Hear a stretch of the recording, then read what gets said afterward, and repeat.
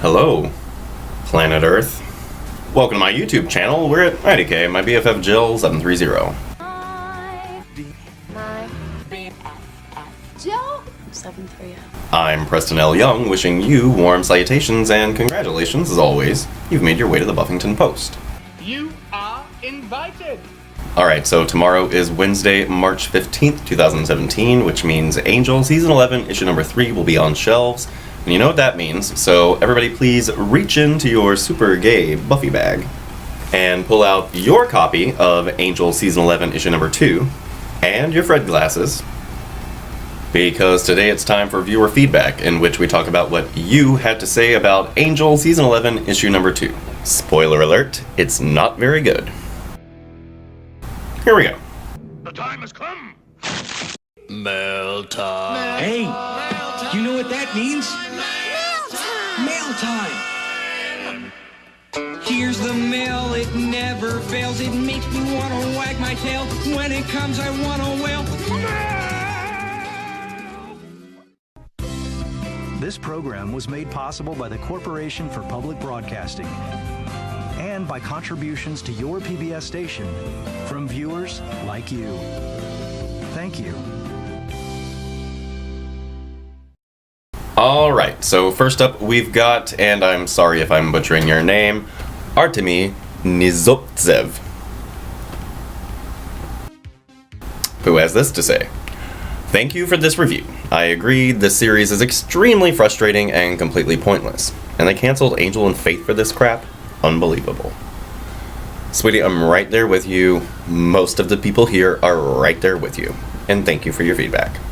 Alright, so moving on, we've got one Hayden McGee, and Hayden, androgynous names are not good for anybody, so please let me know your gender so I can refer to you as such.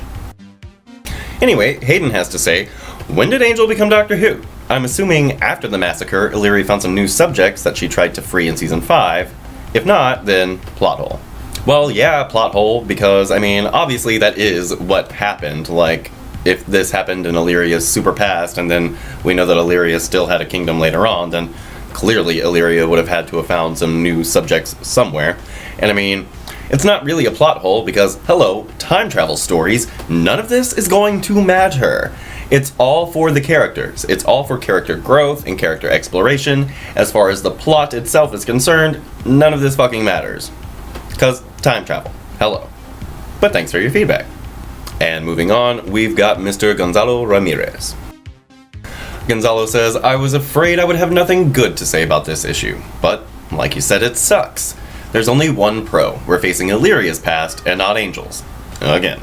To which I replied, for now, because you can bet we're going to get into Angel's past, which we're supposed to already understand, but apparently there's some stuff we still don't know and isn't that fun. And moving on, we've got Desi1790, who says, I get my Angel info from you and will buy Buffy Season 11 when the volumes come out. But what irks me about the time travel stuff? How come we can't have Tara back? Willow or Illyria just hops back there in time and stops/saves Warren and or Wesley. 'Cause you're right, when they get back, either everything will be resolved, with the government/not internment camps, or it will be some group crossover save the day. IDK. Blah. P.S. If you're ever in Vegas, I will buy you all the Starbucks your heart desires. Well, that's very nice. Thank you. As far as, that's the problem with this whole time travel bullshit, is because remember in Season 9 when Illyria talked about how, you can't just go traveling through time because you could unmake reality? Apparently that's not a problem anymore. And I suppose we could chalk that up to the new magic, but I mean, no, we can't have Tara back. We can't have Tara back. If Tara is back, then what is Willow's whole identity now? She literally went out and killed people, although she really only killed Warren because we found out that Rack isn't, it's a whole thing. But yeah, we can't have Tara back because, hello, there have to be some kind of stakes. And again, time travel story, no stakes. So, no, we can't have Wesley back. We can't have Tara back. And with the whole time travel bullshit, it doesn't make any sense why we can't, but thematically and plot-wise, they can't come back because that would be cheap. And when people die in the Buffyverse, they're supposed to stay mostly dead. Like, undeniably and reliably dead, you know? So, that's the whole thing. I don't want Tara back. I wouldn't mind having Wesley back, but again, it's like, where are the stakes? What are the consequences? Like, what are we grieving? Fucking nothing. And so, keep them dead. That's fine with me. But, again, the time travel stuff throws a whole monkey wrench into every logical logic that we have about the Buffyverse, which is frustrating. But thank you, Desi, and I will take you up on that Starbucks if I ever find myself in Vegas, but I wouldn't count my chickens just yet. And moving on, we've got Andre Asante, whose name I've been mispronouncing for like 2 years now. But anyway, Andre says, so as you went through your recap, I noticed Angel investigated a haunted hotel from his past. Are you now, or have you ever been? While he and Fred had to fight off evil bug creatures from a dimensional rift. The price. Sure doesn't sound familiar at all. Time travel almost always bugs me. You have to really be ready to deal with it writing-wise, but even beyond that, Angel being literally stuck in the past is not what I'm here for. I pray to Jasmine that all of this will have a point. And you're not alone, Andre. I'm really looking for the punchline. I'm looking for the point. You know, it's that end. You stick it in the bad guys. But I've yet to see it. And the thing about all this is, like, the time travel stuff, I don't think it's there to serve the plot. I think it's only there to serve for character growth, character exploration, which I'm totally into. I get that we need to develop Fred a little bit more. I get that we need to develop the connection between Fred and Illyria a little bit more. I understand that we even need to develop Illyria a little bit more. Have Illyria feel guilty. Have Illyria do these things. But at the same time, if they're just going to not really change anything in time, which is how time travel stories work, you know, then I don't see the point. But hopefully it's coming. Anyway, thank you. Alright, so moving on, we've got a new commenter from the UK, Bellatronics, who says, thanks for this. This is such crap. Utter bullshit. I hated issue 1 and have not picked up my issue number 2 this month. I should have dealt with it a couple of weeks ago, but I have just cancelled Angel from my comics list at my comic shop. As well as being utter crap and does not feel like the Buffy/Angelverse at all, the time travel stuff is ridiculous. Wiping out a whole kingdom is a huge event that has big impacts on history. What if this is all a part of how Illyria lost its kingdom and the old ones battling each other is how they died out, or lost power and became incarcerated in deeper well?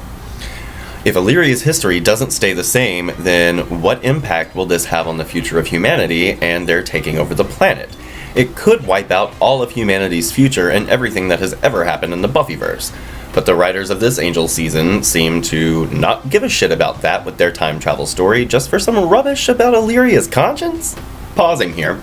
Yeah, I mean, we can't just assume that Illyria is the biggest and the baddest of all the old ones. We have to understand that the world at this point is ruled by the old ones, and I don't think that this one battle is necessarily going to change the course of, like, reality and time and history as we understand it, as you're saying. Also, Illyria has, like, wacky fucking super time powers in its original form way back in the day where Angel and Frederia are right now, right? And so why wouldn't Illyria reverse time in the first place? Like, why wouldn't it fix this? Why wouldn't it make it so that its land wasn't destroyed? I get that it doesn't really have, like, a conscience yet, but at the same time, like, Illyria says to conquer all and never die, that's what winning is, and so if Illyria had this battle and all of its, like, subjects were destroyed and it has all of this power, why not just reverse time in the first place? Why even allow for yourself to feel guilty about this? You know? Time travel logic. It doesn't exist. But at the same time, you know, rubbish. Rubbish. Anyway, moving on. Why couldn't Angel go political like Buffy season 11 and parallel events over here in the UK to parallel real life, Brexit and the rise of the right? The situation in the UK could be mass deportation of demons and magical people rather than internment camps. There's a lot of mass deportations going on at the moment in the UK of refugees and immigrants, even people who have been here for decades married with grandchildren. Happened this week. This is not Europeans yet, mostly those from outside Europe, lots of black and brown people. Because it's not just Brexit, we have the most right-wing government since forever, even more than Thatcher, with very isolationist and xenophobic beliefs and policies. So yeah, with Buffy season 11 being so awesome and addressing current political turmoil and fears, why the hell can't Angel season 11 do the same? I'm sure we all want to see the impact and repercussions in the UK/Europe of what is happening with the demon magical registration in the USA of the Buffyverse. We need these stories to tie together instead of this bullshit. I really hope Faith turns up in Buffy season 11. You know, if they were gonna do a parallel story of demons/magical peeps being persecuted in the UK, Nadira would be awesome as a person setting up an underground shelter to hide them in, which I think is a great idea. I don't know why Sophronia, Lavinia, Nadira, and Faith and co aren't over in their own book dealing with exactly this, because they all have something to contribute to that story and the idea there, and why we're not exploring it is well beyond me, and I'm just as frustrated. I think that what's going on over in the UK right now is just as intriguing as what's happening in the States, and for us not to deal with that and to just have Angel and Illyria completely skip out on all of that, it's frustrating. It's super frustrating. But thank you, Bellatronics. I hope you'll stick around. Alright, moving on, we've got Ms. Lauren Perez, who says, I am still speechless. Thank you for saying what I couldn't. But then again, I always found Spike more interesting. Probably just open a can of worms with that comment. Sorry. Why are you talking about Spike? Spike has nothing to do with anything that's going on here. This is not a story about Spike. I mean, sure, like Angel, Spike, whatever, but this is not... No, nothing to do with this. Anyway, yeah. We're all speechless. It's wacky, and not necessarily logical. So, thanks for Lauren. I think you're a fresh new commenter. Stick around, babe. Alright, and then we've got 3Mab3, who says, this review is so on point. You said everything I thought after reading it, but couldn't verbalize. Well, thank you. And you're welcome. And finally, we have a positive comment from Goten-kun Ankoku, who has this to say. I think you don't understand where they want to bring us. I love that season. I am so hyped with this story. These time travels will show us the background of the Buffyverse, I think. Illyria is a very interesting character for her past and everything. This story will show us a lot of things and make us understand some mysteries. And we know there is a goal to the season. Angel is doing this for a reason. We will know what it is later. I really like this season, a lot more than the last season. You're right. I don't understand where they want to bring us.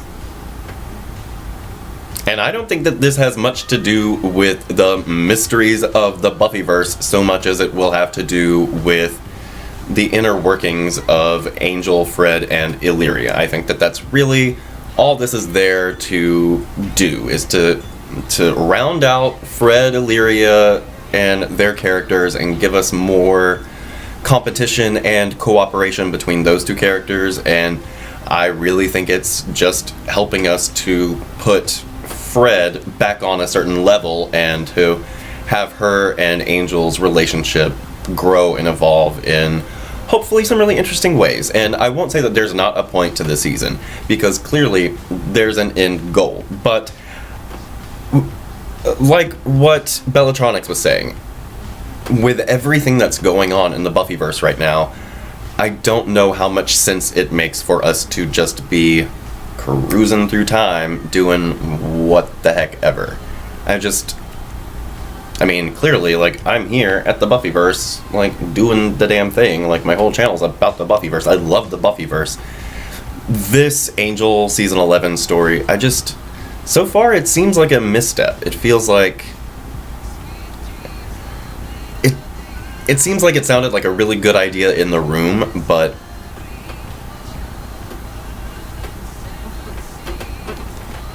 And that's all that you guys had to say about Angel Season 11, Issue number 2. Now, I will be right back here tomorrow at the Buffington Post, rocking it out with Angel Season 11, number 3, which hopefully will be better. I've got to think positively, because what else you gonna do? Anyway, that's all for today, you guys. Hope you're having a great 2017 so far, everybody. You can come right back here to the Buffington Post anytime for Buffy the Vampire Slayer reviews, Angel reviews, Buffyverse discussion sessions on that, Slayers and more. Have yourself a great day today, and we'll see you next time. Bye.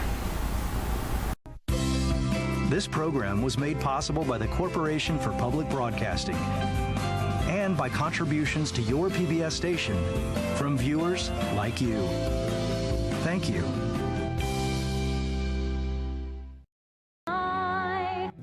My BFF Joe 730.